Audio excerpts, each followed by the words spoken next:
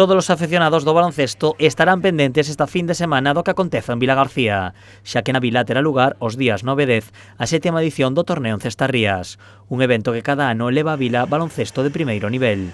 Nesta ocasión participarán 3 equipos da ACB, Mombus Obradoiro, UCAM Murcia e Consur Betis, e un da Bundesliga, o EWE Oldenburg. Con ilusión, mentras a ilusión siga e a enerxía tamén, pois traballando por isto, porque pensamos que para nós, como xente do baloncesto, é unha oportunidade única, non? Para un pueblo, para unha cidade como a nosa, como Vilagarcía. O evento conta co apoio das diferentes administracións. A Deputación o cualifica como un evento único para a provincia. É unha referencia do básquet en Galicia e pois, por 2 días non vai ser só referencia, vai ser a capital. E iso pois, é fundamental. Unha institución como é a Diputación Provincial, pois temos que estar en este evento e queremos estar. Dende a Xunta consideran que celebrar un evento con tanto nivel en Vilagarcía a escasas datas de comenzar a ACB e a Bundesliga é un gran milagre.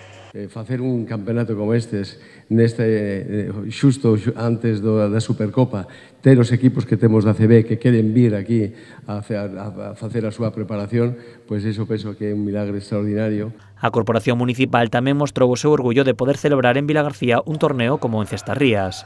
O alcalde agarda que para a próxima edición o campeonato poida celebrarse nun pabillón de Fontecarmoa renovado. Son obras moi ambiciosas, se lle vai a pegar un cambio a Fontecarmoa, que, como decía tamén Manolo, pois é unha institución, ese pabellón na provincia de Pontevedra, pero nos foi quedando velliño cos anos, e dende logo pois vai a pegar un cambio radical. No torneo poderá gozarse de xogadores da talla de James Anderson, exxogador NBA e que gañou as 2 últimas Euroligas nas filas do Anadolu Efes de Estambul, agora nas filas do UCAM Murcia, e de Dragan Bender, o novo xogador do Obradoiro que no 2016 foi número 4 do draft da NBA.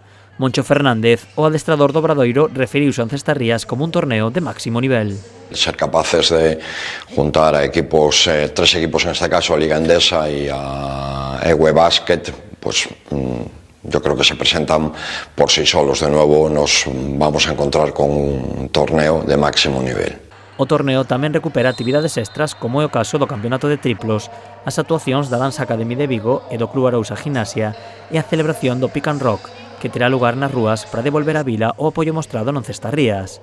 As entradas para entrar ao evento aínda están dispoñibles.